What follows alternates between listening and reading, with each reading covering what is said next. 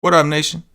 Welcome to another edition of the Wise Tech NFL DFS First Look. CK013 here. You can find me on Twitter at CK_013. Joined once again by the GOAT, the true OG in place of Patio Joe, Paulie D. You can find him on Twitter at Paulie with 8 Ds. Patio Joe is out watching the Dodger game. Understandably so, he's a lifelong Dodger fan. If the Dodgers win the series, he was going to get too crunk to want to come on the show. And either way, there's no way he was paying attention. So appreciate Paulie D stepping on up to the plate for the nation. Paulie, what's happening? What's up, man? Ain't nothing, man. Definitely interesting baseball game so far. Good luck to Patio Joe. I told you I'm rooting for. I would like to see the Rays win this game. Not the World Series, Joe. Don't get mad at me, all you Dodger fans. It's not like that. I would just like to see a Buehler Glasnow one final showdown game. See, that's the only reason. But you know, if you're rooting for a Dodger fan, do the dirty. Good luck. You know, it's just, right. In other news, we are looking to build, Paulie. We've had a phenomenal week 7, which is just fitting for the Wise Tech Nation. Shout out to MG. MG won $15,000. He think he risked like $100, but in reality, what he won the $15,000 off of was $5. So shout out to, let's talk about ROI. Shout out to OG MG. He's been a member of the Wise Tech Nation for a few years. I mean, since we've opened, really. So shout out to him, man. It was really good to see him to get that win. I'm pretty sure that's the biggest win he's ever had at once. So shout out to him, man. Shout out to the rest of the nation who's been grinding it out in the chat, man. MD Smith, Fritz, our boy D Millie, of course, Craig. There's a ton of these dudes, man, that are just constantly in the Slack, looking to improve and trying to keep it bumping. We've been trying to rebuild it up. And shout out to all you guys, man. It's obviously working. You know, it was nice. It was nice to see some of like the OG members we hadn't seen in a minute jump back in to say congrats and, you know, kind of rejoin the circle. Because, like, you know, since COVID, like, we haven't had everybody come back. It's been like a slow grind. You know, we don't know what sports are happening when. It's like normally this would be basketball and football season would be, you know, crazy busy, but it's just football's kind of slow. And, you know, well, and we're close to back to normal yet. So it's been a slow, you know, back to business. But it was nice to see some of them back in there, like giving you guys shout outs and, you know, looking to get back in the mix of things. Yeah, man, it really was, man. I know I saw G Tuck pop in there and a few different people. For anyone who doesn't know, I also won $15,000. So just between the two of us, myself and MG, or really it was like $17,000. I won $1,500 on FanDuel and then another, I think, 16 something on DraftKings. So it was a phenomenal week all around, and we did see a lot of guys. Our boy LD, NBA guru LD, he popped in there. We haven't seen him in a while, so it's definitely. You know, you wonder, like, man, like the Slack's been kind of slow. What's going on? And then when these people come back, you're like, oh, it's because of this, and this. And a lot of those guys only play basketball, or they're only active during basketball, and. So yeah, man, it was a phenomenal week. We're looking to build the listener league. So I fucked up with the DraftKings one. I made it like 100 man, which is way too big. I didn't expect it to fill at 100. I just thought DraftKings would let us run and just, you know, change the prizes accordingly. Yeah. Convert it to whatever it filled to. Like, yeah. the normal person would. They didn't, and then it didn't fill, and they canceled it. And then on FanDuel, I think we only had 10 people. So we are making a push, trying to get the Listen to the League on. Only 20 people in each contest, so you limited seats. Go in there, bragging rights, all that good shit. It did run. We only had 10 people on the FanDuel, but it did run. And I want to give a shout out to our winner, who was Craig, Wise Take Nation member Craig 1311, who showed up with one of Paulie's favorite plays on the slate, which was a complete smash. Thorough Joe Burrow. And unfortunately, also kind of got screwed with Paul. And I know a lot of your best teams got fucked by Odell Beckham's injury. Just a disaster. But a 180.98 on FanDuel with Joe Burrow, Kareem Hunt, Gio Bernard. Love the triple stack with Gio. Not being afraid to go to Gio, playing the running back with the quarterback. Only when it makes sense. We know Gio is a pass catcher, so it's fine. Devontae Adams, who was in pretty much all of our cores. I think pretty much all of us had him in our core in our cores when we wrote up the articles. And then of course even TJ Hawkinson here, who is highly touted by us as well. So phenomenal stuff, Craig. Put up a 180.98. That was just in our contest. I'm curious to see how well he did in the week. And if Odell just didn't, man, you never want to see a player get hurt. But like I said, I know Paulie. Joe Burrow was like your highest exposed quarterback. Ended up being the best raw points quarterback play on the slate. I'm sorry, the best point per dollar quarterback play on the slate. And just a disaster to have to eat a goose egg across all those teams. So that's the downside. Yeah. The upside though is that Paulie, it wasn't just him. A lot of your quarterbacks fucking went nuts. I mean, your plays in general, but quarterbacks specifically. You would talk all week about paying down and being able to afford people like Devontae Adams comfortably and all that kind of stuff. So shout out to you, man. You definitely had a lot. I know MG was giving you props. James Robinson, that was one of Paulie's big plays when Thompson hit the COVID list. Like the best running back play of the week besides the 49ers guy at 4K. And I was proud of that one because it was low owned. It worked, like the reasoning was there. And literally no one else saw that. Even on the late slate, he was like 8% owned. So that was cool. I like that. It was nice. It was just a glorious week. And again, it's the same thing we've been saying all week, like me, you, and Joe. It's in football. Sometimes it could feel like you're struggling or you're missing, but in reality, like we just had week 7. If 7 slates in basketball or baseball is only a week. And like you're not panicking. You're just like, all right, on to the next. It's coming. In football, you're already week 7, week 8. But in the context of slates, there's not that many. So can't panic. Stick with the process.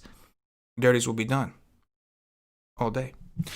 We will also be announcing our $25 giveaway for this week. It'll most likely be a Twitter thing, but we'll talk about it at the end of the show.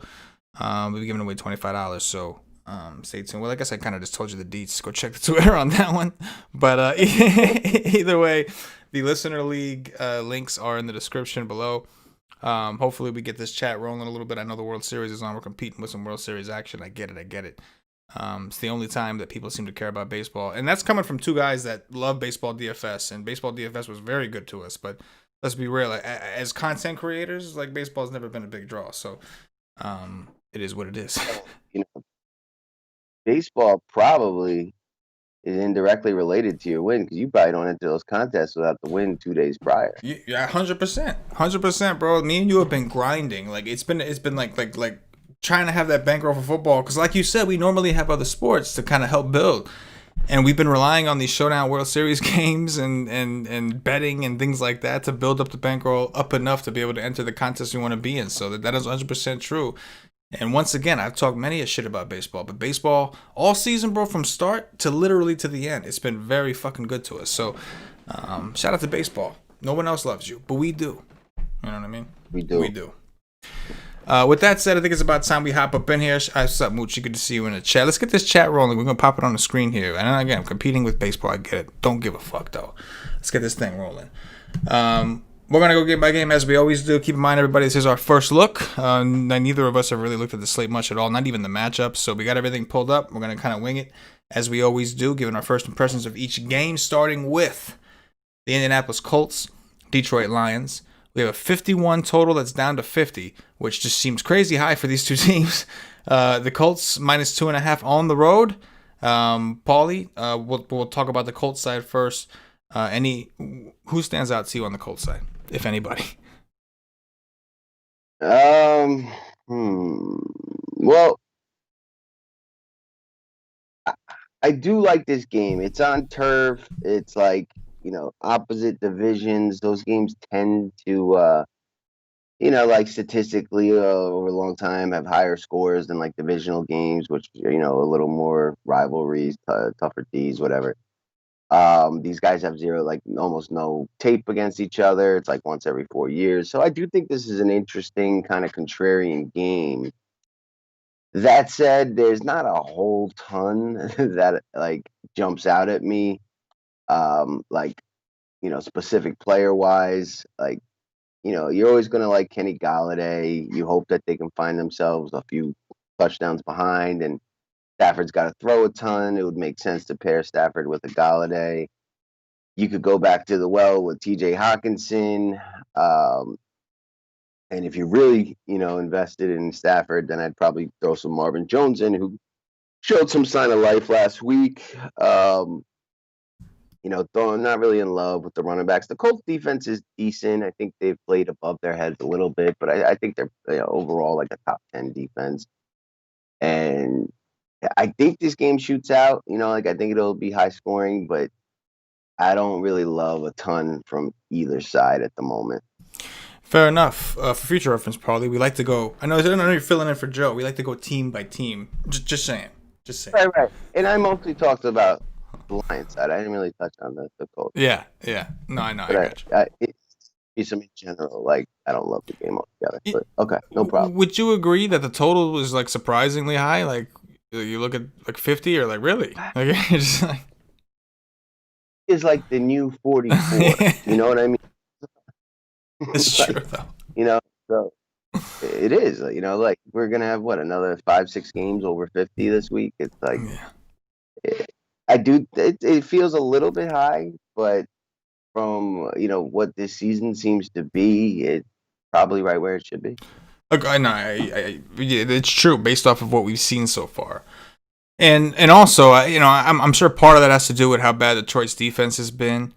The issue is we haven't seen a ton of offensive firepower from the Colts side, but we'll start with the Detroit side like you did, and it's hard to like anything from this side. I agree with you. It's really tough. I mean, Galladay, sure, but at this point, to me, it's more of an ownership thing. Well, I don't think people are going to come to this game because there's other better games, and I think Galladay is going to get overlooked because people respect the Colts defense. So and in that respect, yeah, Galladay stands out. But I'm not. I know that it's got a 50-point total, and maybe as the week goes on, we'll find an excuse to come here because of the ownership. But I'm with you. There's just not a lot from the Detroit side. In fact, I think the Colts defense is probably the most appealing thing in reference to the Detroit offense. But there are a couple plays that I think we can consider on the Colts side. Talk to me about the Colts side. I mean, I guess you could take stabs at a cheap T.Y. Hilton. Um, Trey Burton, played really well his first game, or not first game, but first game like as a starter. Got a running touchdown, got a receiving touchdown. Probably gonna, own that role at least, until Mo Alley Cox comes back, and then maybe there's some kind of split action. But for now, he seems to be the guy. I could get behind that at 3-5, but uh, I don't see anyone that I'm like in love with on either one of these teams. If you put a gun to my head, I guess Trey Burton at 3-5 would be interesting, and I'll have some shares of Ty. Jonathan Taylor, I guess, is in play, but he's like his like reputation seems like from like season long is like stuck with him into DFS. Like he hasn't really earned this price tag, but I guess because of being a high draft pick and guys jumping on him in season long, he kind of blends in with the rest of like the middle to upper tier running backs. But he really hasn't had many. He hasn't had a single performance over 15 points. Like, why is he over 6K? But, it's a decent spot for him. But really, Trey Burton is the only guy that I could see myself rostering at this point. Yeah, I'm willing to pay the price just glancing at the slate because I think a lot of the pricing is kind of ugly. You got like Kamara against the Bears. You've got you got some weird matchups, And that's one thing Taylor has going for him is the matchup. Detroit's given up the third most fantasy points to running backs, but that's literally it. I agree with you. He's still splitting carries with Hines, and we haven't really seen a ton from him to really feel confident.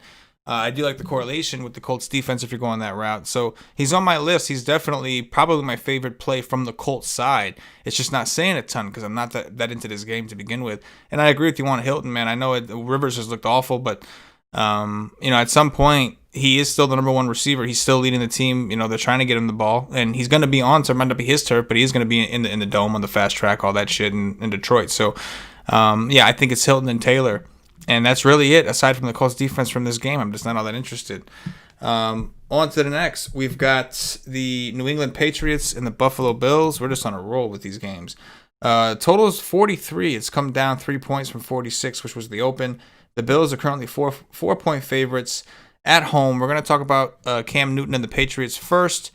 Paulie, obviously Cam Newton was pulled late. You can call it a benching, but it seemed more like it was garbage time, so they figured just not leave him in there and not get his ass beat. We know he's starting again this week. What are your thoughts on the Patriots and Cam Newton on your first look? Oh, man, it does not look good for the Patriots. I honestly think Bill Belichick is going to kind of go to tank mode. I don't think that he knows. I think he knows in his heart that they don't have enough talent to really compete this year, and losing would probably benefit them more than winning at this point.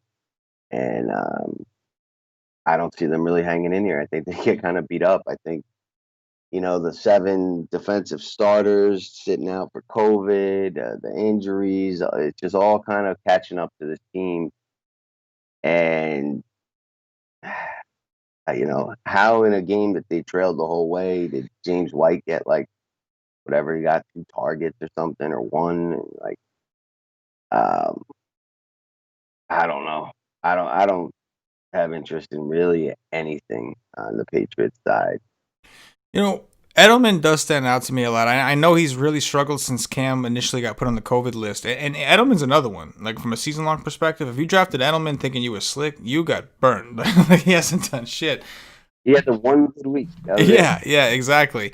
But with that said, being that we've seen guys like Crowder put up monster PPR points on a team like the Bills, I do think we'll see somewhat of a funnel situation. I expect Cam to run a lot, and I think Cam's price is low enough, especially coming off of a bad game. You heard what he said. He said, if I keep playing like this, I'm going to get benched. Well, he said that to himself. That's what he said to himself. So he looked in the mirror, whatever it was, and said, you keep playing like this, bro, and it's going to be a permanent change. That's what he told himself. So maybe he comes out swinging. I respect the 5,700 on him because we know he's going to run. So on DraftKings, we always got that, right? He is the running back. He's the primary running back for this team. So with that said, I could maybe talk myself into Cam, but I definitely think I'm going to at least try with Julian Edelman. I mean, if you're looking for a cheap stack to be able to go stars and scrubs, the Patriots kind of fit the bill. Demir Bird only 3,700, N'Keal Harry only 3,400. Not terribly interested. I'm not trying to push the envelope too much. It's still early, but at the very least, I can say that Edelman out of the slot at 4,400 in a spot that I've seen slot receivers really kind of get funneled action to, I could maybe buy into, and that's a maybe. Because, again, it's Tuesday, it's early, and that's how bad Cam Newton has looked since coming back from COVID. It's just looked completely awful. What about the Bills side, bro? Josh Allen's also been struggling a little bit. I mean, I did play the Jets, but, it wasn't they didn't put up the points you thought they would. Not you, but in general, people thought they would. Yeah. I think he's always worth a shot, especially with his price reduced. I wouldn't be surprised if, like, they did jump out to a lead if they kind of went for the gut, the throat and tried to just pour it on and get some revenge for the last 2 decades. So I think he's worth the flyer, paired up with Stephon Diggs, something like that. Probably just Diggs I'd be looking at this point. Or naked, he runs all over them and, I think it's possible, but it's really just a sprinkle. Like, I do think Buffalo wins easily, like 31-10 kind of thing, but I don't know if there's enough fantasy firepower in this game to have a ton of anything. I'd have a little bit of Josh Allen because he's got a huge ceiling and his price is reduced and he's going to be low owned. But, like you said about Cam, it's like a guy with a big ceiling with the rushing upside. against a decent defense, which I think, quarterbacks are more prone to run against better defenses because it's like the passing options aren't open. They're forced to try to make a few plays. So, like, a little bit, but I don't have a ton of interest here. 43 total. That's like, a 35 total, in most years. So I don't expect a ton of points in this game, and I don't plan to get too much of it. Yeah, the Bill side is not all that interesting. I mean, I guess if you were doing the camp stack, Stephon Diggs is a clear, easy bring back. We'll check the status of John Brown. Obviously, he's been having a hard time staying on the field. They brought him back for a game. He didn't do anything, and all he did was re-aggravate his knee. So we'll check his status because if he's out, that's obviously going to make Diggs continue to make him a pretty solid play, especially at his price. And if he's in, then he becomes an interesting value play. He's also 4,400. But for the most part, I'm with you, Paulie. I'm sure we have. I mean, listen, there's some weird games, but it's just hard to really get too vested in a game with a 43 total. I completely agree. Next up, we've got one of the more interesting games on the slate. I think we got the Las Vegas Raiders visiting the Cleveland Browns. We have a 53.5 total, down 2 points from 55.5. The Browns opened up -3. They're down to -2.5. Looks like the public so far in the early going is on the Raiders, so I guess that would make sense. Paulie, talk to me about I keep fucking calling them Oakland. Las Vegas. Yeah. A lot to like here. I mean, Joe Burrow and the Bengals did basically whatever they wanted offensively against the Browns, who just aren't as good defensively as they probably played. Aren't as bad offensively as they looked, although losing Odell may hurt. I think this game is very, very similar. Two quarterbacks that can, at least one quarterback that can chuck it, and another that, threw 5 touchdowns last week. So Derek Carr, although I don't love playing him on the road, I think, all quarterbacks against Cleveland are kind of in play. They're kind of a pass funnel defense at this point. Carr is cheap, paired up with like a Henry Ruggs for cheap or a Darren Waller. I think you can get a little bit of Josh Jacobs exposure, like we saw Gio get there on, not a whole ton of volume. And I think Jacobs is going to get significantly more. There's a chance Vegas leads and, he gets a ton of carries. But I think this is a very similar back and forth kind of shootout, similar to the Browns-Bengals game. And I will want pieces of the offense. So Carr, Ruggs. Don't think I go Aguilar, but that's certainly in play too if you do have a bunch of Carr, as he showed last week. And it's certainly Darren Waller against the Browns. We like tight ends against the Browns, and that guy could get 15 plus targets and do the dirty. I agree with pretty much everything you said, man. I think if you were looking to come here and truly stack, then obviously you're looking at Carr with Waller, and then it's one of Ruggs, Aguilar, Renfro, whichever one you want to work. Maybe even Josh Jacobs, though we know he's not involved in the pass game. More of a this game shoots out, who cares? Like you would do with a Derrick Henry type. But I do have interest in Carr at 5,500 in a game that has one of the higher totals on the slate, and against a team that's really struggled against the pass. They've really been a pass funnel. We saw thorough Joe Burrow got it done against them last week. I don't think I'm not a huge Derek Carr guy, but I do respect what Gruden's been able to do with that offense. So I'm with you. The Aguilar thing is always Aguilar, as the Philly fans call him. It's not totally sold. It's hard for me to come up with that. And his price is up. I think I'd rather play Ruggs. I think he's got more upside. And Waller's the easy one. So Waller, with or without any of these guys, definitely stands out. 5,600 on DraftKings. A little more expensive on FanDuel, but Cleveland's playing at the ninth fastest pace so far this year. And they've given up the 12th most fantasy points to tight ends. And they haven't faced a ton of real good tight ends. Like I think that number would be higher if they faced actual real good legit tight ends like Waller. So I'm with you on that. Talk to me about the Cleveland Browns. Yep. Kareem Hunt seems to be in a really good spot. With Odell out, the volume should increase. Jarvis Landry, same thing. And then we got these value options, the second, third, fourth receivers and tight ends. Donovan Peoples-Jones caught that game-winning touchdown. Rashard Higgins was getting a ton of snaps, just was kind of like the fourth option in the pass game. We've seen him in the past when injuries have occurred, kind of step in. Never had a massive ceiling game, but at 4.2, you don't really need that. And then this kid Harrison Bryant coming off a smash, only 3,200, sharing with Njoku, but he certainly got the bulk of the workload, and I'd come back to him over Njoku, but they're both certainly in play at the cheap price tag, and we know all these guys' volumes going up with OBJ being out, but Kareem Hunt probably the most appealing with how bad the Raiders have been against the run, and Landry and one of those value options all certainly in play. Baker 6-1, probably not going to play too much of. I did get him right last week. I probably don't go back down that well, although I do really like this game, but 6-1, that's pushing it for Baker. And this coming from the only person in the world who I've ever heard, or I heard last week, tout Baker, man. You nailed him. I gotta say, when 5 touchdowns. Bro, you nailed. He went for 30 DraftKings points. I don't think. I mean, he does that once or twice a year. For you to nail one of those, that was pretty epic. And the worst part about it is you weren't even rewarded because obviously Odell is the primary stat candidate. So, but yeah, I mean, I agree with you. It's a good spot for Baker.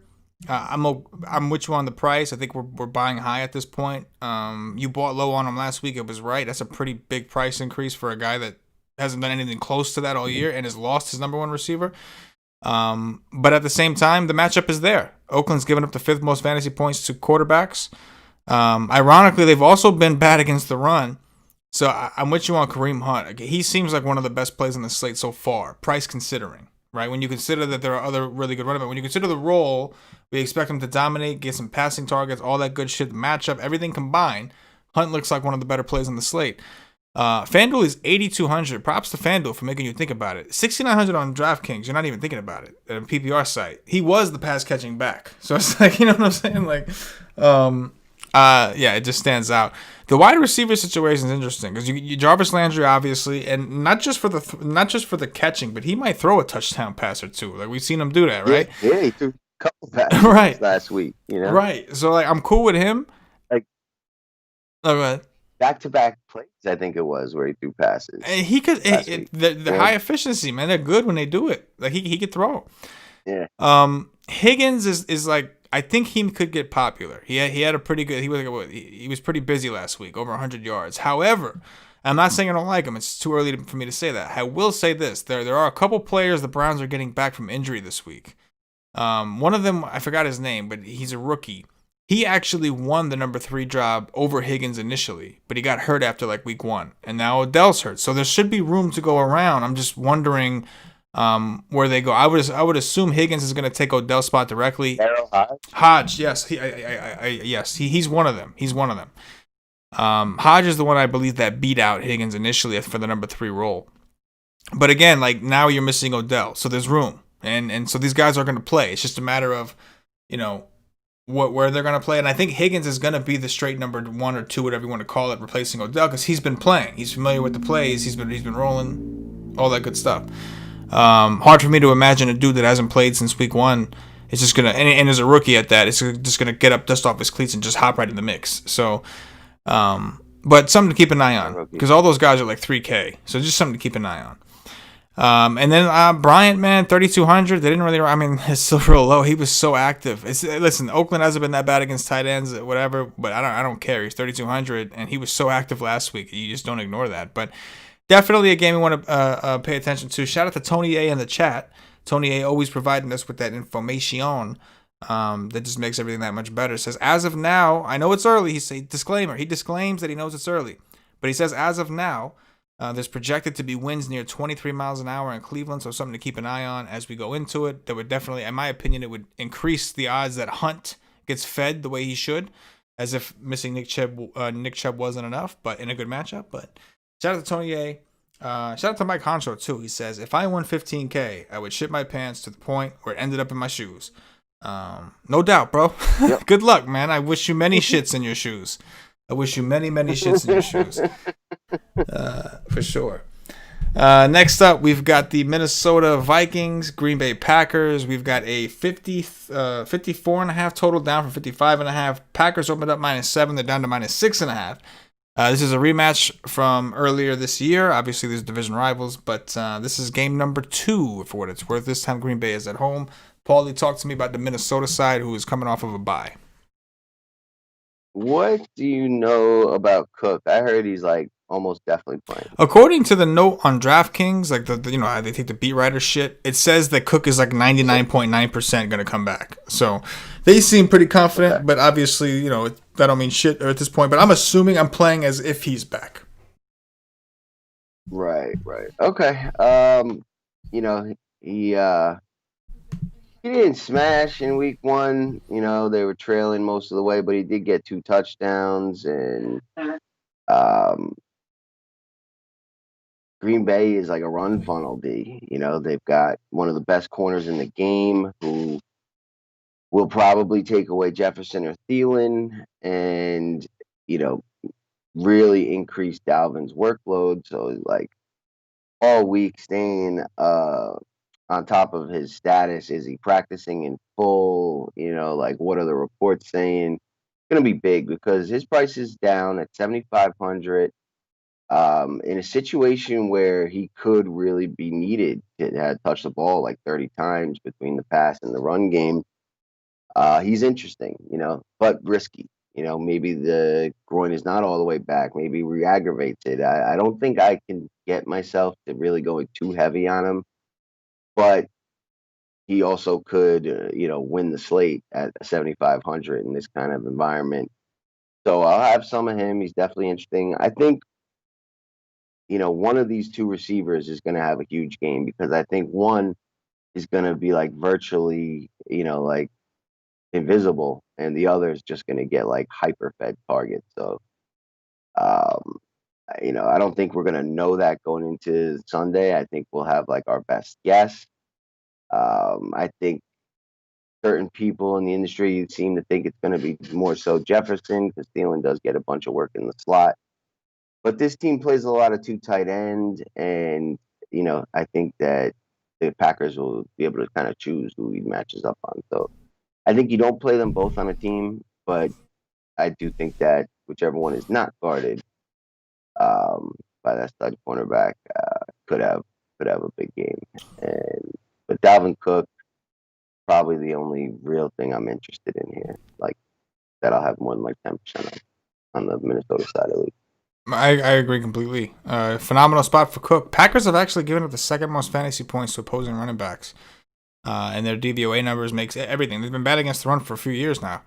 Dalvin Cook being back is great. Dalvin Cook being out would be even better because I would go right back to Madison with no fear, no worries, or anything. But assuming, right, at 6 guy, I don't give a fuck. But at 7.5, you're still getting a pretty good deal for Dalvin Cook. And just a perspective, Dalvin Cook is 9-2 on FanDuel. So you're getting a chance to play him for 7,500 on DraftKings. It's a pretty good deal in general. Outside of that, Thielen went nuts in the first game. It was really not on a lot of volume, though. It was like a couple big plays, right, when they were trailing. You would think that means that they would game plan for Thielen. They know that's Cousins' boy. They know they've got that rapport. You're 100% right, man. It's going to come down to... And the Packers' defense has been banged up. The number 2 corner has been out. I think his name is King. He's been out. But Jair, I think his name is Jair. Alexander has just been awesome. He's been fucking awesome. Grading out as the best cornerback so far this year. So I'm with you. He's going to lock... You would think he's going to lock down one of these dudes. Cook is still my favorite. But you do get the feeling if this game shoots out, one of these receivers have to do it. And it's going to be, I agree with you, Paulie, not that we know, but it's going to be whichever one doesn't see Alexander. Now, maybe because Thielen does play in the slot a lot, he's the one we have to just bite the bullet and do it again. Or maybe they game plan for Thielen because he's the one that hurt him last time, and maybe we get a chance to play Jefferson. Either way, something to be uncovered, but I agree. We have to do some digging. Dalvin Cook, though, phenomenal spot. Agreed. And looking at his history against Green Bay, he's got like, 4 just absolute smashes and 4 complete duds. Yeah. It's like he smashes, and then they're like, "Oh shit, that's right, we got to cover him." And then, you know what I'm saying? Like, yeah.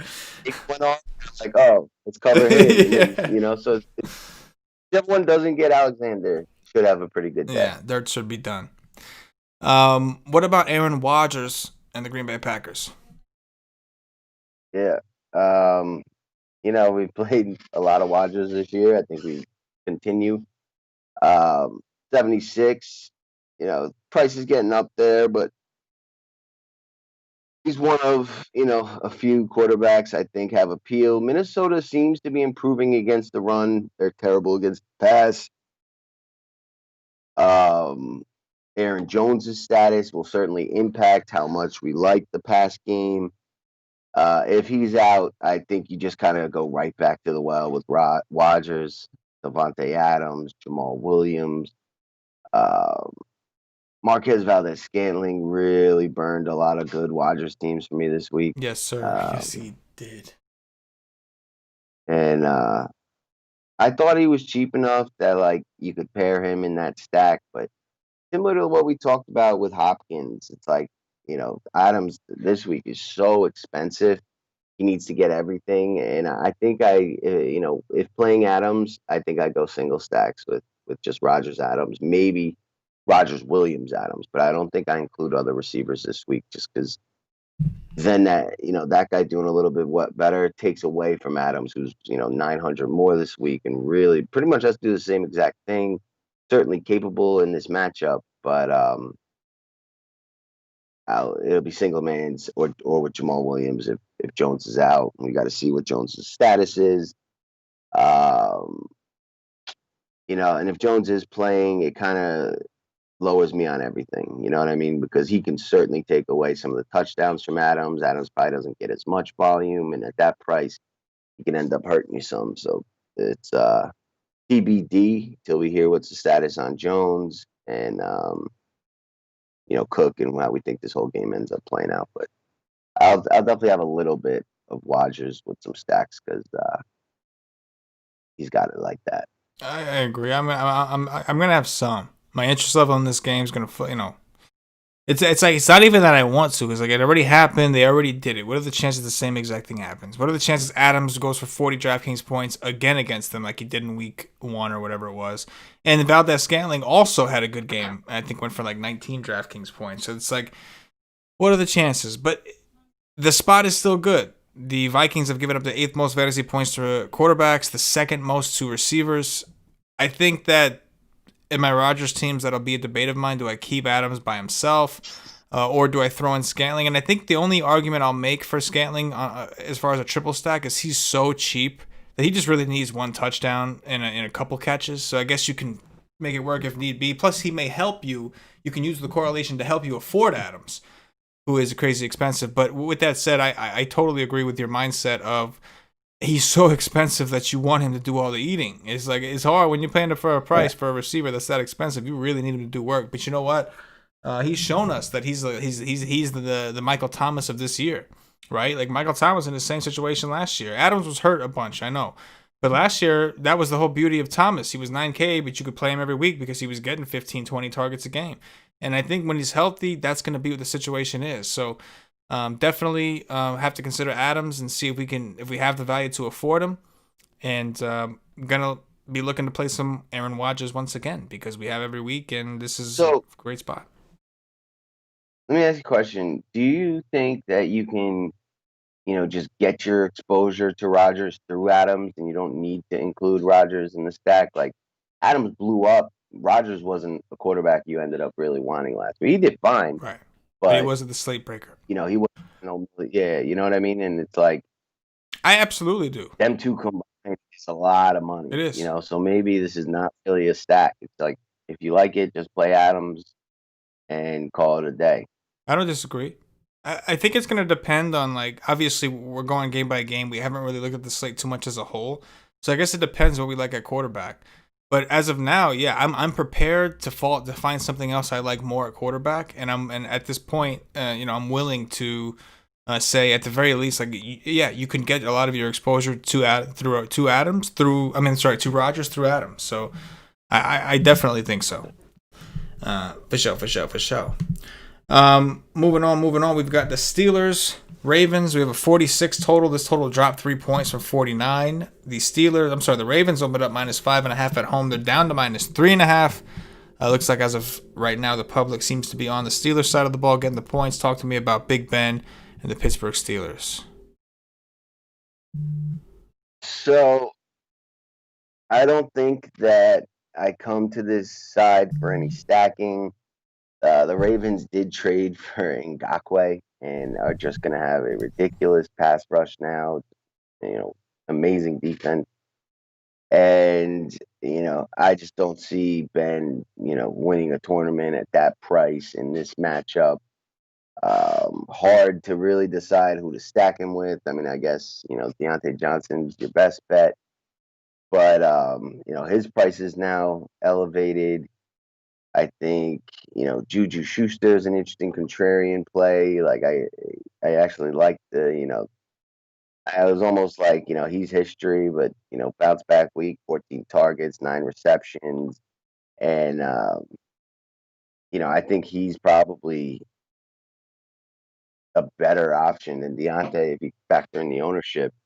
But I'm just looking at the receivers here as one-offs. I think Connor is also viable as a low ownership, high upside kind of play. I do think they're scoring in this game, so I don't mind some of the plays. Maybe we take a look at Eric Ebron for cheap at 3,900. I'm not in love with anything though on the Pittsburgh side. I'll say that like a one-off on the offense from Pittsburgh is probably the max that I'll get myself involved with.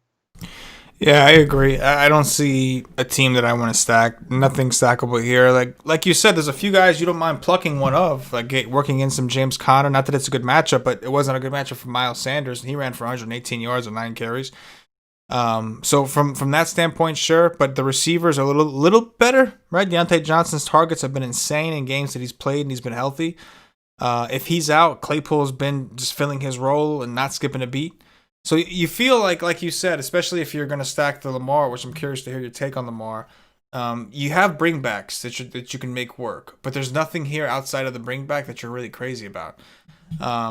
With that said, let's talk about Lamar Jackson and the Ravens. Lamar Jackson's price has come down, but so has his performance so far this year from a fantasy level. What's your interest level here in Baltimore? I love Lamar Jackson this week. 74, crazy cheap. I don't expect him to be popular. You can play him naked. It's obvious who you would stack him with, either Andrews or Marquise Brown. Probably a better spot for Brown than Andrews. Pittsburgh's actually been pretty bad against opposing receivers. Very good against the tight end. So, Lamar with Brown or Lamar naked. But, if you look at Lamar's good games and games where he's run well, it's mostly been against good defenses. Philly has a good defense. They get to the quarterback. Washington rushes the passer. Cleveland's a decent defense. Houston's a good defense. Those are the games he's had his most attempts, his best running games. And I think he shows up. I really think he puts on a good performance. I think he's one of the best sneaky upside can win you a tournament kind of plays I've seen so far. We're only 4 games deep, but I love the price tag. I expect his ownership to be very low because of the matchup, and I don't think it matters. And I don't think Pittsburgh's invincible. Like I said, they've been bad against opposing receivers. They tend to give up points. Even the Giants put up points against them, and Baltimore scoring is coming from Lamar. And Brown would be my favorite and probably only guy that I would pair him with.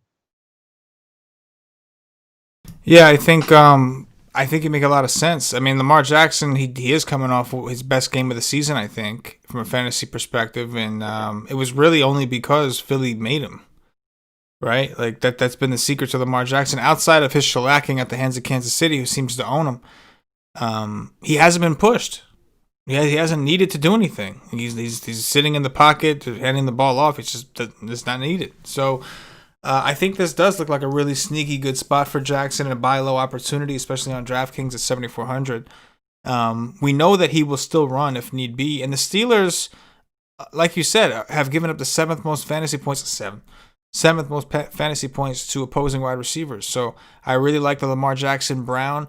And I think that throwing Andrews in the stack is fine. I don't think it's mandatory because we know, similar to like a Cam Newton, we expect Lamar to put up at least a certain percentage of his fantasy points from running. So he's one of the single stack exceptions that I'm always cool with. Not to say it's, you want to pair him with Andrews, it's totally fine. Not the greatest spot on paper, but it's still Mark Andrews. And if you think Lamar Jackson's going to do well, it's hard to envision him not getting some opportunities, Andrews that is. But I like Marquise Brown. I like Hollywood Brown. I like Lamar. I think they're going to come in low owned. I think what you said makes a lot of sense. And if this is, we don't need it to be high scoring for Lamar to smash. We just need it to be close. You know what I mean? Like that's more important than anything. I like it. With that said, next game also looks pretty good. We've got the Tennessee Titans, the Cincinnati Bengals. We've got a 54.5 total, down 1 point from 55.5. The Titans opened up -4. They're up to -6 in the early going. We are going to talk about the Tennessee Titans first. Talk to me about Ryan Tannehill and Derrick Henry. Yeah, I do like this game. I do expect a lot of points to be scored. I think Cincinnati's got too many weapons on offense to be held back by mediocre to weak defenses. I do not respect Tennessee's defense all that much. I don't think they get enough pressure on the quarterback. I don't think they have a good secondary. So I think the Bengals can lead, can hang, can chase from behind. And Tennessee, one thing I will have to say though is they've looked really good on offense, efficient, dominant, playmaking. Um, getting Corey Davis back in the mix gives another weapon to kind of consider, which makes things difficult. I don't think I would look to stack this side, although Ryan Tannehill has had some week winning performances, but I can't see Derrick Henry not eating it all. So it's hard for me to envision like a Tannehill stack being the winning formula for the weekend. So it's like the receivers as one offs, in lineups, and I will be playing a bunch of Derrick Henry. I think it's an absolute smash spot for him. Um, let's see what he's done historically against the Bengals. He's only faced them once and didn't do very well 2 years or 3 years ago. Don't think that really matters. Don't like that Taylor Lewan's going to still be out, but Henry is a one-off. AJ Brown has a one-off. Corey Davis has a one-off. Is probably what I'm looking at in this game. Yeah, Derrick Henry looks like he's in a good spot. It's the Bengals, right? And to their credit, they've at times, not last week, they've at times been a little better against the pass than expected, but they're still a bad defense overall. So yeah, we'll attack their secondary with guys like AJ Brown, no problem. But Derrick Henry looks like he is in like you said, a smash spot. Especially we know where he's gonna get fed. We know he's gonna get his touches. The other player that I like a lot is Jonnu Smith. Buy low opportunity for us on DraftKings at 4,100. Again, like 6,100 on DraftKings is still decent, but 4,100 on FanDuel just seems really low. Third most fantasy points allowed to tight ends is Cincinnati. So Jonnu's probably one of my favorites as well, along with Derrick Henry. I'm like lukewarm on Tannehill. 6'8" just seems expensive for a guy that's not considered a volume guy, and who really doesn't run either. So I think that Henry, AJ Brown, Jonnu Smith, not even in that order, but those are the ways we're going to get our exposure through this offense. I agree. What about thorough Joe Burrow? Yeah, certainly like the idea of thorough Joe Burrow. Henry with a Burrow double stack, coming back seems like the way to go.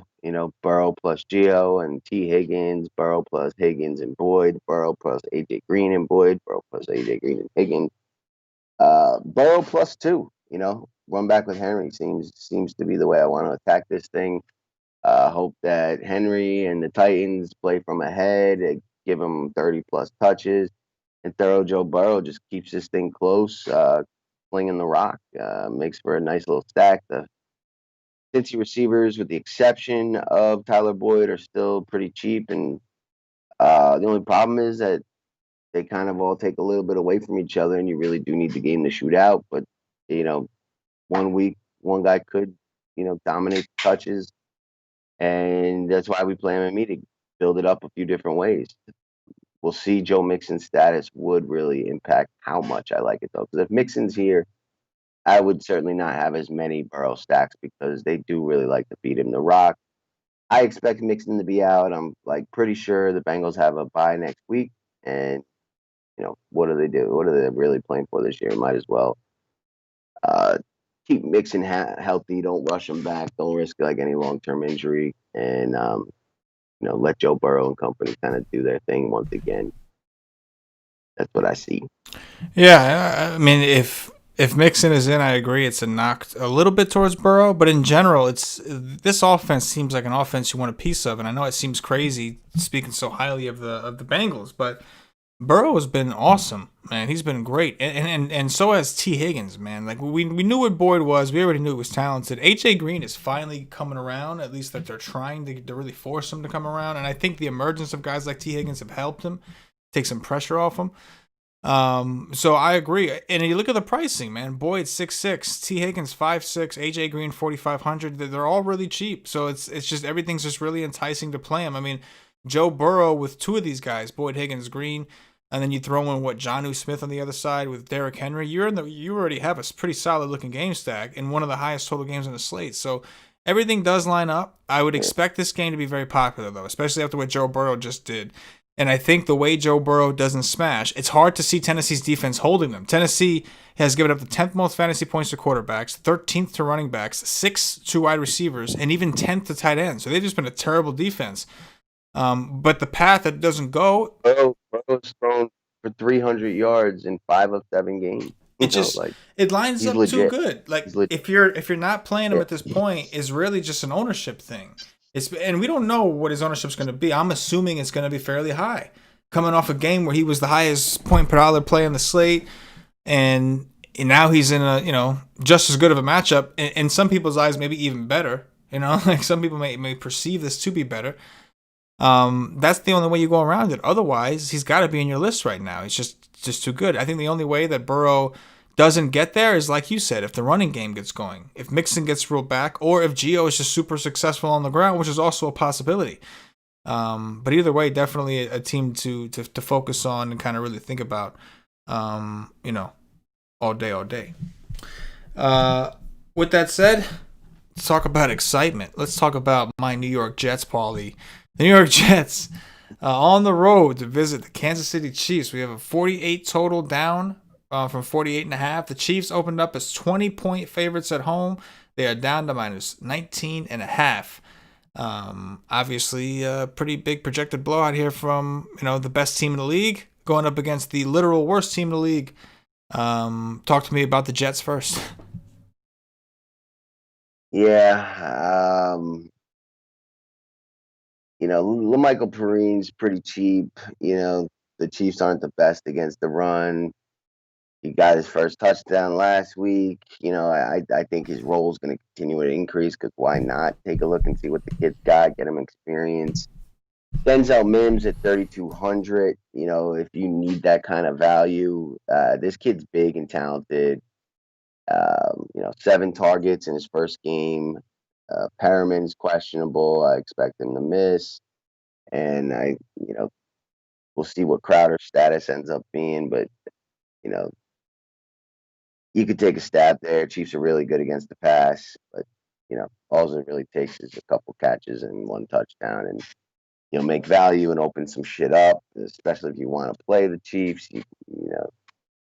Hard to envision, them really pushing it all the way unless the Jets do some scoring. So, one of those cheap guys is to bring back seems to make sense, but that's about as far as I go. It's like, I think you always want to have some exposure to Mahomes and his, stacking partners on any slate that he's on.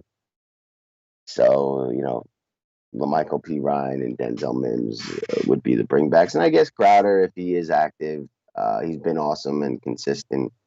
But the Chiefs side's going to be already expensive. That's going to make it even more expensive. But I just don't realistically see the Jets scoring like more than 1 touchdown, if any at all. So I don't want to spend too much on their guys. That the reason a guy like Mims would make a little more sense to me. But That's about it.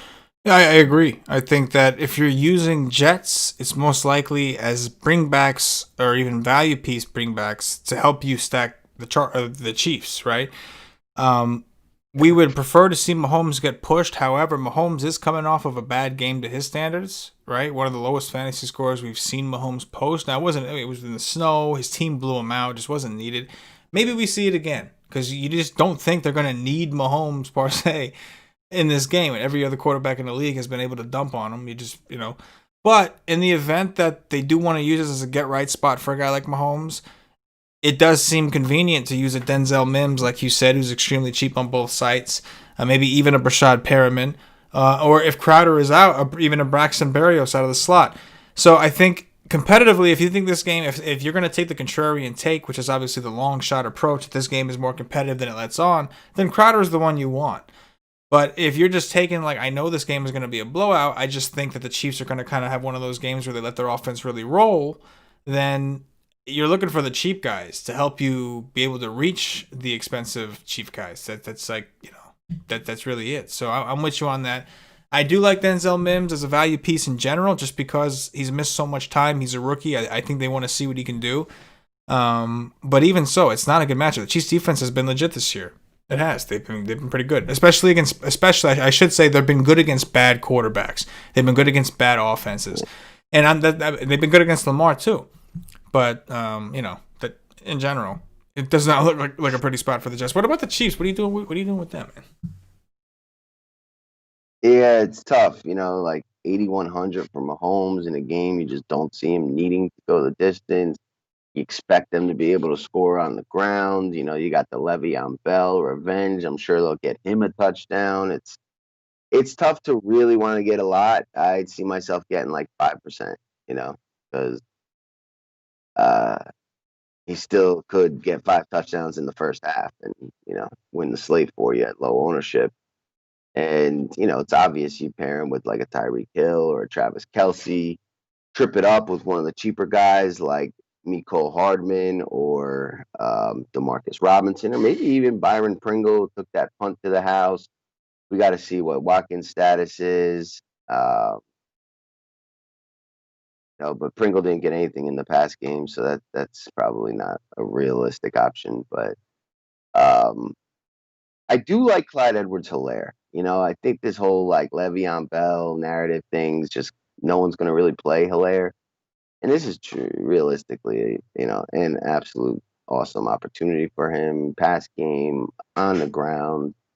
The Jets are trading away any decent pieces they have. They did trade away their one decent defensive tackle last week. And, they're tanking. They're clearly tanking. And, envision the Chiefs being up by 3 touchdowns by the end of the first quarter. And Clyde Edwards-Helaire having a ceiling game in terms of carries and finds the end zone a couple times at low ownership. That could be pretty interesting. That's probably my favorite play from this game. Helaire and the Chiefs defense kind of correlation. But I do think it's worth getting 5% of Mahomes with Hill or Kelce as well, with one of those cheaper options like a Hardman or a Demarcus Robinson. Yeah, just if you can get some Mahomes, if you have enough teams to do it, it's definitely worth a show. Worth getting some. He's got one of the highest ceilings. He's coming off a game that wasn't great, and even from the law of averages, coming off of a game with so little fantasy outpoint last week, you got to figure if he's going to average around whatever he averages, 28, 29, 30 DraftKings points, then he's going to have to do something to make up for that game. So maybe this is it. Maybe it happens when he's in a little bit of a tougher matchup as far as his team in general having a good offense. But nothing more than that. It's just hard to envision the Jets keeping this close enough. Tyreek Hill is a one-off I'm good with. Travis Kelce is a one-off I'm good with. There's a good possibility one of these guys feast. The running back situation, very interesting. I agree with you that nobody's going to play Clyde Edwards-Helaire, despite the fact that it is a good spot, especially now that, like you said, the Jets have gotten rid of the few players that were good on defense that helped them stop the run. What's interesting is you've heard everybody talk about how Le'Veon Bell through 3 quarters was splitting the carries with Helaire. 4th quarter was garbage time. They didn't bother to play Bell. Helaire kind of dominated. Now you're talking about a rookie versus a veteran, a guy that's been with the team all year versus a guy that's just learning the playbook. It's hard to really tell at the moment. I think Bell is an interesting tournament play, narrative aside, just because he's cheap and how bad the Jets are. But I also I think that Bell may end up more popular than Hilaire because people are like, they have this narrative in their head about it. So it is an interesting situation. But again, it's easier to look at Le'Veon Bell at 4,600 and say, oh, maybe, than it is to look at Clyde Edwards-Helaire when you're expecting him to get his role cut in half at 6,500. But the ownership, I would expect to kind of follow the same way. So this is a game we'll have to research more throughout the week. I'm not expecting his role to get cut in half at all. Like, the Chiefs coach, Andy Reid, has never, ever done a split backfield, even when he's had the talent. He's a, bell cow running back guy. And, the Chiefs had, a kickoff return for a touchdown, I think 2 defensive touchdowns. They didn't have many offensive plays, so it might have like a split. I don't see it. I think Clyde Edwards-Helaire, if they don't get all the defensive touchdowns, we'll get 15 to 20 carries, and I think Le'Veon Bell will get 5 to 8. I see. My issue is that I think that Andy Reid, granted, they got him for nothing, right? The Jets couldn't trade him. Nobody wanted to trade, so they just cut him. So they got him for nothing. But I think that Le'Veon Bell is going to get an opportunity to win this bell cow role. If he performs, Andy Reid's going to put the best player out there. I don't think he gives a shit. He's got Helaire under a rookie contract. There's no rush. He's going to be there. Le'Veon Bell's on a 1-year deal. So I could see Le'Veon Bell getting an opportunity. I agree with you that Reid has always liked the bell cow. I'm just wondering if that bell cow is going to stay Helaire. They played Le'Veon Bell 50-50 as far as the carries went through the first 3 quarters, with Le'Veon Bell only being here for a few days, not even knowing all the plays. So with another week under his belt, I'm curious, especially in a game where they should win easily, I'm curious if they try some things out. But I agree with you that there will be at some point a bell cow situation. I just wouldn't be surprised if Bell performed. Now, if Bell doesn't perform, then what the fuck? You're going to stick with Helaire. But you could argue that Helaire is underperformed based off of the role he's had for the team he's playing for. There's been many a situation where he couldn't get it done. He couldn't get that first down. He couldn't break the goal line. And he's had these opportunities all to himself. So maybe they're thinking he's not getting the job done. And maybe yeah. Bell's certainly better than what he showed with the Jets. Oh, yes. Their O-line made him look Of horrible. course. He's got talent. So you could be right. I might just be having blinders on. Like they did it last year. They went out and got Shady McCoy and what's his name? Williams ended up just getting all the work, and he's nobody, right now. Or he's probably in, but you know what I mean? In years prior, they went out and got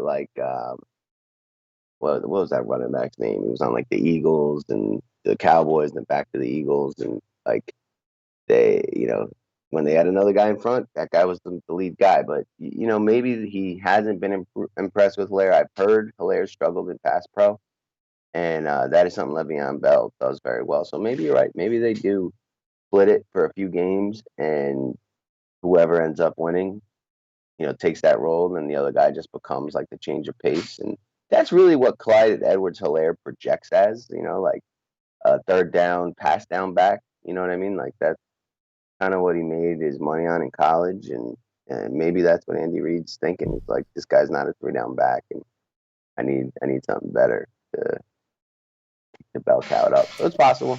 Only time will tell. Yeah, but I do think it's worth getting some Helaire. You don't have to get a lot, but just similar to James Robinson, guy at 6,500, nobody's gonna have in a really good spot, and he could rush for 3 touchdowns and 100 yards, 3%. So you should have some in MMA. Well, the other aspect alone, now the James Robinson comparison, what got you on James Robinson was Chris Thompson getting to the COVID. I mean, you liked him already, but what really told you, gave you that vote of confidence, is when you saw Thompson was out. So I don't think it's much as that as a selling point as it is last week. It was a blowout, and what happened? Clyde Edwards-Helaire played it all by himself in the fourth quarter. So this game is projected to be pretty similar. So it's unlikely that Bell would play garbage time anyway. It's likely that Helaire would. So even from that aspect, you should get some exposure. Because if the game goes ugly, they're just going to run the ball and feed Helaire constantly. That's what we would think anyway. So I'm with you, though. Either way, regardless of the point, it's worth getting some, especially if you have a bunch of teams. LA Rams, Miami Dolphins. We have a 46 total, down from 47. The Rams opened up -3.5, currently at -4. Probably maybe has something to do with Tua time. I'm not sure, but we're going to talk about the Rams first. Talk to me about the Rams. It's a good spot for the Rams, but who and what, I don't know. They're using two guys, in the run game. They all of a sudden, Josh Reynolds' role has really increased, and Gerald Everett's looking good in that pass game. We'll see what Tyler Higbee's status is. It's hard to really, want to get heavy exposure to like a Cup or a Woods, even though it's a pretty decent spot um, against the Miami D.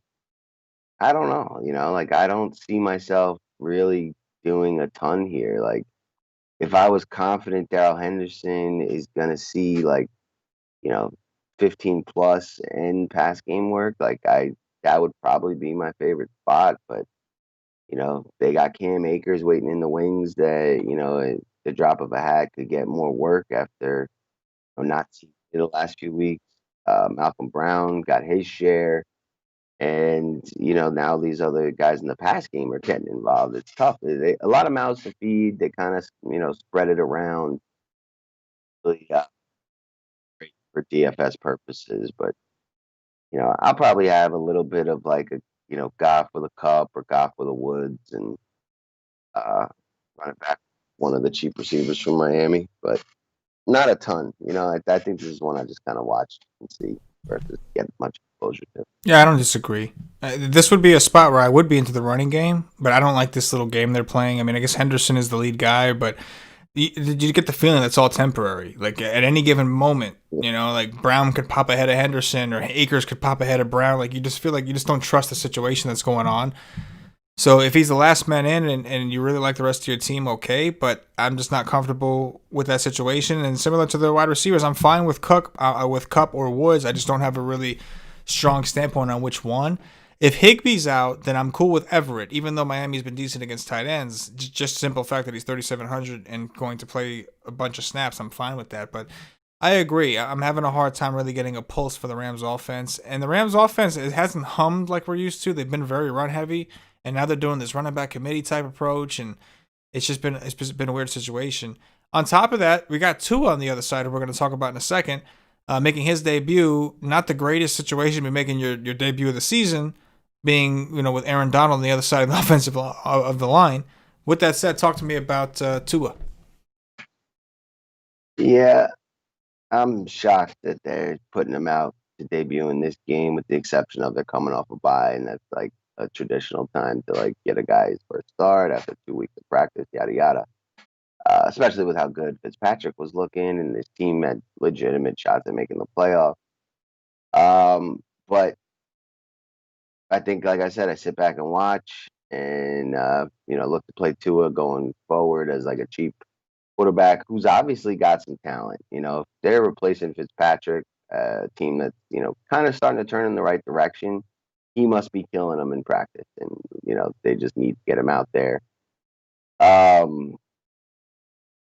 love Mike Gesicki this week. I think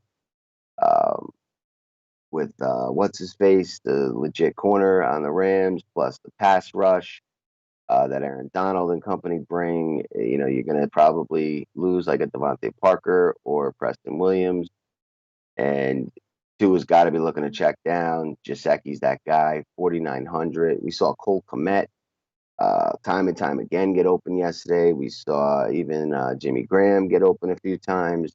Gesicki, significantly more talented than those guys. We've seen him get peppered in certain games, and just seems to really to line up as like the spot for him. Gesicki's the one piece I really like from Miami. I can get behind that. We know tight ends usually lean on, we know rookie quarterbacks typically lean on tight ends more. Gesicki has proven himself to be a very, an above average tight end.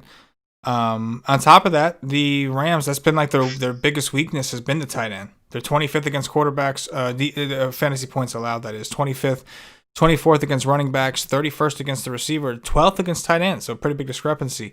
The Rams have also played real fast, 6th in pace so far this year in neutral situations. So maybe Tua gets, and maybe we get more opportunities here. The more opportunities, the better it's going to be. You combine that with the softest part to attack. Jaceki does line up to be pretty solid, especially with his price points on both sides. I'm with you. I'm on a wait and see approach. I think Preston Williams is interesting, Parker, but we just don't know how comfortable Tua is. I will say this: if Tua looks like shit out there, granted, you could argue it's because of the matchup, but how dumb does that coach look? What's the urgency of bringing him back so right now, like so quickly? You're giving him an opportunity to watch Fitzpatrick work, a veteran of this game who's played under multiple coaches, played with multiple different star teammates, and he was doing well. So I mean, I feel for the guy, man. Like I do feel for Fitzpatrick. Like this he keeps having, he never gets a full shot. This keeps happening to him. So I feel for him. But like you said, for them to be making this change, they must have seen something in Tua that they really liked, and they really feel like, no, he's ready now. So we'll see what happens. It's good. You get the feeling. Next up, we've got the Los Angeles Chargers and the Denver Broncos. We have a 44.5 total, down from 45.5. The Chargers opened up -2.5. They're up to -3. Talk to me about Joey's Los Angeles Chargers. I don't understand why Keenan Allen's price has not gone up. Like when healthy, he's had 10 or more targets in 4 consecutive games, over 100 yards in 2 of those 4, touchdowns in 2 of those 4. Denver is certainly vulnerable through the air. Definitely want to get a sneak peek at the weather as we get closer to Sunday, but certainly interested in Keenan Allen. I think we could take a shot on Hunter Henry, who kind of busted his chalk last week. That's just like the DFS thing. Guy busted his chalk one week, play him next week at low ownership. That's probably it, though. I don't think it's a great Herbert spot. His price is now even higher. Just Keenan Allen for me. About all I got interest in. Yeah, I mean, Denver's been pretty good against the run for the most part. Herbert's coming off a monster game, but you could just as easily get your exposure through Keenan Allen in this situation because so many targets are concentrated towards him. It's risky to take shots on Guyton and these guys because they're doing it, but they're doing it with such little targets. You're really banking on that efficiency, and it's hard to envision that every time he gets thrown the ball, it's going to be an 80-yard touchdown. So I'm with you. It's really Keenan Allen. Hunter Henry, me and you talked about this last week. We like to go back. Guys that were chalky the week before and bust, we like to go back and get them when nobody wants them. And this does line up for that spot for Derrick Henry. Any interest in the Denver side? Not a ton. There's a handful of questionable guys on their offense. Lindsey, Tim Patrick. So if they were to both miss, that would elevate my interest in like a Jerry Jeudy, Noah Fant, maybe even Melvin Gordon, the same spot James Robinson was last week if Lindsey's out. But really only if Lindsey and Patrick are out would I get too much interest. Otherwise, I don't think there's too much here. It's hard to envision, man. They look pretty shitty. Like you said, we want to check the weather. This does look like a pretty interesting spot for Noah Fant. He's probably my favorite, or honestly, realistically, he's probably the only Denver guy that I have any interest in at the moment. So I'm good with Noah Fant, 4,700, 8th most fantasy points allowed at tight ends. The Chargers actually been playing at a pretty fast pace also, but that's it for me. It's really just Fant. I'm not really interested in anything else. We got 2 more games. Next up, we've got the New Orleans Saints and the Chicago Bears. We have a 44.5 total, down from 45.5. The Saints opened up -4. They're still sitting at -4. Talk to me about the New Orleans Saints, who very well may be without Michael Thomas again, who is dealing with now a hamstring injury, apparently.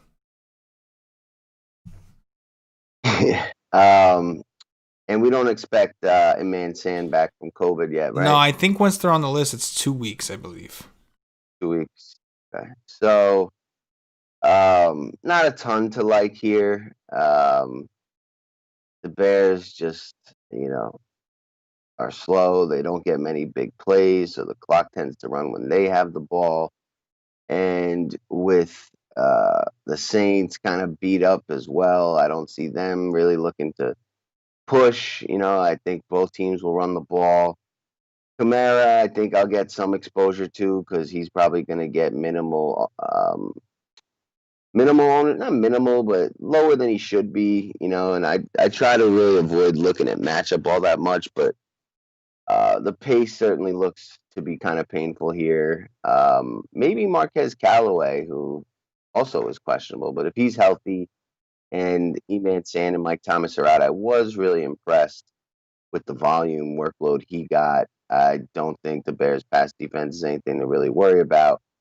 Kind of reminds me of um, Marquez. What was that receiver? He was also number 12 for the Saints like 10 years ago. You know what I'm talking about? I know you're talking about, but there's no chance of remembering his name. No Yeah. He chance. went to Hofstra. He was the number one guy for a while until Michael Thomas kind of came along. Help me out, chat. He was the one that was But before Marcus, Cooks, right? Like he got there before Brandon yeah, Cooks I was think his there. name was like Marquez something. Marquez um, Canton, something like that. Whatever. But Marquez Callaway, 3,400, got 10 targets, caught 8 of them, 75 yards.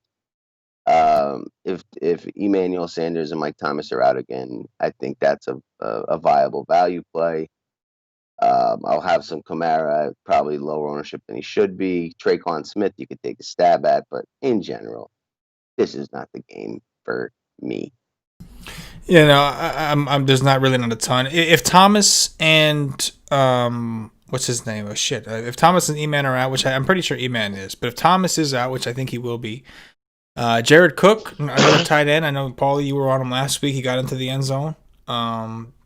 That's been one of the weaknesses for the Bears defense. Their 12th most fantasy points allowed to tight ends.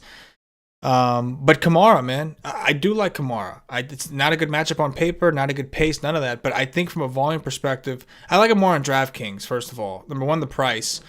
He was another one, really chalky last week. Not that he busted necessarily, but he certainly didn't deliver, right? A couple guys at his price beat him pretty heavily at different positions. So I just think the volume is going to be there. I think coming off a bye, I think they're just going to feed Kamara like crazy. I expect him to catch 10 passes. I expect him to have 10 to 15 rushing attempts. It's not a good matchup, but I just think he's going to get a lot of opportunities. By the way, Colston, the chat did come through. Shout out to Marquez Colston. Shout out to that's who this guy reminds me of. Same initials, same number. Shout out to Trill Fate and Tony A for giving us the Colston. There was no way I was remembering his name. There was just no fucking way. I'm so like boom on to business. Like there's no way I'm remembering his name. But shout out to the chat, man. Always coming through. You ask, you receive. We ask for help. The nation is there. That's what the nation does. But yeah, I do like Kamara for game theory purposes. What about the Bears side? The Bears. So Allen Robinson questionable. If he were to play and be healthy, I wouldn't mind a few shares of him with his price kind of coming down. One day he'll get on a team with a good quarterback and be one of the best receivers. I mean, he still already is. You would hope. But, man, this guy's he's freakishly talented. And the Saints have been terrible defensively. Cole Kmet, the Saints have been awful against tight end. He's only had 2 targets in back-to-back weeks, but he looks fucking ready. And they drafted him to be that guy. I think his workload increases. I'm curious to kind of take a look at the snaps and the pass snaps and whatnot, but he seems to be a weapon on a team with minimal. If Robinson's out, that would make me like him even more. He is 2,500 the min. If Robinson's out, then I think Darnell Mooney at 3,500, maybe even Anthony Miller, who had one really nice catch, would kind of just be forced into a role that'd be worth playing. But that's it. Cole Kmet's the one I've really got my eye on. 2,500 tight end that has already scored a touchdown on 2 targets 2 weeks ago, and really looks like he's ready to kind of blow up in this offense. And if Robinson is in, maybe a few shares of him, just because the talent and ownership combination is just too good to pass up. But overall, this is not a game I'm really that interested in. Just for perception purposes, I kind of want to almost force exposure to some of these Chicago guys, mainly Allen Robinson, maybe some Darnell Mooney, or even Anthony Miller, who I'm not high on in general. But we acknowledge that New Orleans has had a problem with the slot for a while. DVP wise, everything Mm-hmm. lines up. Jimmy Graham seems like a good spot for him. The Bears have given up the second most fantasy points to. I'm sorry. The Saints have given up the second most fantasy points to opposing tight ends. They're 10th against Revenge. revenge. Also revenge. They're 10th against receivers, third against quarterbacks. So there's something here, but I'm with you. It's not overly exciting. And Robinson being in, it's hard not to just go to him. And Robinson being out is what it would take to really want to be interested in heavy exposure to anybody here. But something to look into. I feel like maybe it'll grow on me more as the week goes on because I do like Kamara. But as of right now, I'm with you. There's just too many other good spots we talked about. Bottom line. Last game, and it's one hell of a game. We've got the San Francisco 49ers, Seattle Seahawks. We have a 54 total. Seahawks opened up -4. It's down to -3. We're going to talk about the 49ers first. Paulie, this looks like it could be the marquee game of the slate. I don't know. Every other Seattle game seems to be. What do you like from the Niners?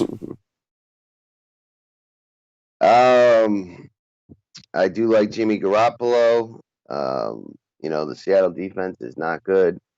You can pass on them, you can run on them, and this team just night and day when Jimmy's there, and he has had a couple big games in his career. I would think that they'd want to make a statement, win this game on the road. Looks like Deebo Samuels is going to miss. Well, actually, it says out for week 8, expected to return week 8. So I think he's expected to be out. Okay. Yeah, okay. There we go. Yeah, he's out. Coach said he's out. So that is going to open up Brandon Ayuk, 5,800. Prices up. Caught 6 or 7 targets, 115 yards. We saw Seattle just can't go, stop nosebleed. I think we go to Jerick McKinnon with what's his name? Rich? No. What's the running back? Jeff Wilson. Yeah. Wilson out. Raheem Mostert out. So it's going to be this J. Michael Hasty and Jerick McKinnon, who's kind of just disappeared. Kyle Shanahan said he planned on resting Jerick week 7 due to his big early season workload. Obviously, I guess he did that and now beat him. Otherwise, J. Michael Hasty at 5K. The Niners, don't matter, who it is, just next running back up. They have a great O-line. And then this is just an absolutely amazing spot for Kittle. He's with no Debo. There's not not much competition for targets. I expect him to be in this game, and he's their best player on offense. And like with how cheap Garoppolo is, it's not even like a stretch to kind of put him in there. It just works. Garoppolo with Ayuk and Kittle, or McKinnon and Kittle, run it back with one of those glorious receivers from Seattle. I like it. I'm with you, man. Again, every time Seattle's on the slate, it's pretty simple. You get exposure to offenses against them. And I know it's been receivers and quarterbacks primarily, but in this situation, now they're showing up as giving up the 26 most fantasy points to tight ends, but they're playing George Kittle. It's not some regular ass tight end. And they're missing what would have been the number 1 receiver. So love George Kittle this week. Love him. I like Brandon Ayuk as well. And I think that you can play McKinnon with Garoppolo. I think we can see some pass game action. I think you could have Garoppolo, McKinnon, Kittle if you don't like Ayuk or one of the receiving options. But either way, it's something that, like, you look at it, you're like, I haven't played these guys all year. We know Jimmy's capable, right? Last year, this was a very good team. It was a good offense. Obviously, they have some changes going on. Their defense ain't nearly as good. There's a lot of issues, whatever. But this is the spot, man. Every team gets right against Seattle, or at least for one fucking week. And so I will be getting exposure to Garoppolo at 5.4. Just seems way too cheap. 6.6 on FanDuel. I will play some Ayuk. I'll play McKinnon. Especially, I'll probably play McKinnon more with Garoppolo than without him, because I'm banking on the pass game work. I honestly think Hasty's going to get a pretty good amount of carries. I just think McKinnon is going to get the actual pass game work. And Kittle looks awesome. So, yeah, I'm with you. 49ers offense looks juiced. What about Russ on the other side? Yeah, I don't think I play a ton of Russ. Just seems too expensive. Although I don't think as a whole there's as many quarterbacks this week that like, you know, can contest him like point per dollar wise. Like obviously he's could certainly be the highest raw scoring quarterback, but similar to Mahomes, it's like, he really has to smash him. He had a great game, 35 points. He was nowhere to be found in any of the winning lineups. He was just too pricey, and point per dollar wise, he wasn't even like top 10. And I just don't think I really play a ton of him, although I think the 49ers are terrible defending the pass. But I'll just, I'm going to play more Metcalf than Lockett, but I'll have both of them a lot. And then looks like Carson's going to miss, as he might even be already ruled out, questionable. But I think he misses. Carlos Hyde, 5,300. Believe he did play at San Fran. Did I really give a shit?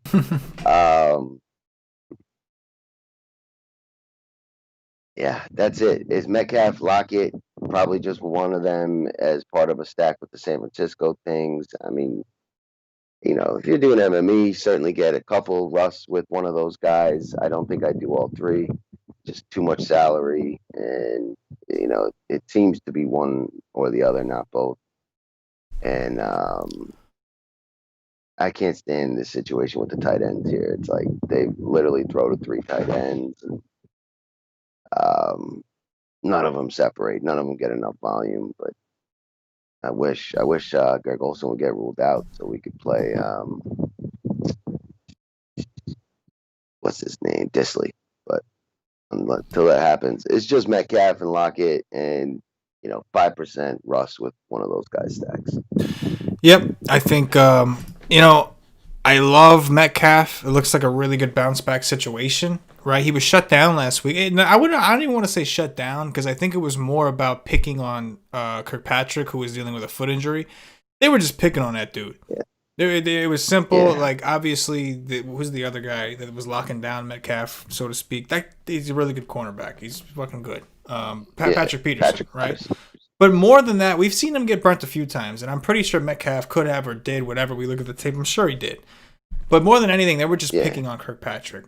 You normally would expect to see more targets score towards Metcalf, and I think this week we will. I like Metcalf a lot. He's my favorite bring back. The running back situation for Seattle can get very interesting. Carlos Hyde is questionable. He hurt his hamstring at the end of that game. So he's actually questionable. Travis Homer is questionable. He ended up leaving the game also with a knee contusion. So it sounds like for Hyde, it's a truly questionable situation like Carson. Carson's dealing with a foot sprain. Hyde tweaked his hamstring. Those are soft tissue injuries. We know hamstrings could be very predictable and could be lingering. Homer is the one that is most likely to be able to play because it's a knee bruise. It's like it could be a bad one, but it's a knee bruise. However, if he's out, you got that Dallas kid because Penny's not going to be back yet. So then they're down to this Dallas kid. So that alone, there's two things to consider. Do we play one of the free running backs from Seattle, which doesn't seem like the greatest idea, or do we give a boost to Russ because now he has no running game? You know what I'm saying? Good point. So that's the one thing to keep an eye on. I got to shout out DK Metcalf. That touchdown saving play on the interception. Just like, he shows that the guy's got incredible heart, the will to win, and what a fucking freak. Like, he was a good 10 yards behind, and, Bro, got there. I know that you don't, I know you're not a big LeBron guy. I know. But like when LeBron was coming into the league, if you were gonna say like I'm trying to put a situation like he is the LeBron James of football. Like he's gonna be that guy. He's just all around. First of all, genetically, he looks like a freak, right? Like he has the build like LeBron, just a freakish build. It looks like there's no way that you worked hard enough to earn that. You work hard, but you were born with at least half of that. You know what I'm saying? Like it's just one of those kind of things. He's a fucking freak, and I love that dude. I love that dude. Now that I've professed my love for him. Had the screen that he took to the house that got called back that would have won the game. Unreal. It was good for you that it did. It was very good for me it did. He's a freak. He's an absolute freak. So I love Metcalf. If I do play Wilson, Metcalf will be on every Wilson team. And I plan on having a lot of Wilson, Metcalf regardless. But that was the one point I was going to make, because I initially felt the same way about Wilson. When I saw the running back situation, I was like, wow, if they end up with no running back, we're going to have to play Russ, because it's just... Yeah, and Wilson did run for 86 yards. He did. He almost had the bonus both ways. That is true. That is true. And that, ladies and gentlemen, is going to do it for the game by game. If you haven't hit the like button, please do. Understand a lot of y'all have been, watching the World Series, so I'm expecting. And we went earlier. Normally we do the 11:30 at night thing because of Joe. Joe's not here today, so we did it earlier because you and I would like to at least have a shot at a decent night of sleep, just a shot. So those of you watching it later, we appreciate you. Shout out to Michael Ree, who also jumped in with the Marcus Colston. That's right. Michael Smith says always play the busted chalk the following week. That is true. These are all rules of thumb. Speaking of thumbs, again, please hit the thumbs up. Really helps us out. Goes a long way. Don't forget to tune in to our NFL Y stream, which will be Friday night. Myself, Patio Joe, Paulie D. A little bit more concentrated. Go position by position after we've had some time to do research. After we've had some time to get some information on these practices. Make sure you stay tuned to that. And subscribe to the channel if you haven't already. Do a lot of free content. We do the showdown slates as well. Me and Paulie will be back for Thursday Night Football, which is actually a pretty good game. Excited for that. And go check us out at wisestate.com. Don't forget, Twitter, @wise_take. We will be doing a $25 giveaway. There'll be some retweets involved, some likes involved, so make sure you're ready to do that. Free chance at $25, and we'll do the drawing on the Wise stream Friday. And of course, join the listener leagues. We're hoping these things go. You get a chance to play against myself, Paulie, Patio Joe, and a couple other people in the nation, and do some comparison. Use it more as a learning situation, right? Oh, to the wall. I thought Justin Turner just hit a 2-run bomb to give them but it was one in track power. You know what? Real quick, the Rays pulled Snell after 74 pitches when he was fucking cruising. That was just a disaster of a move. Right. But anyway, yeah. Make sure you join the listener league. The links are in the description on YouTube and on Podbean or iTunes. It'll be in there as well. But make sure you join it. We're going to try to see who wins and kind of review what they did right, like we did with Craig, and go a little bit more in depth if we have more people playing. So make sure you join in. Paulie, anything in closing before we get up out of here?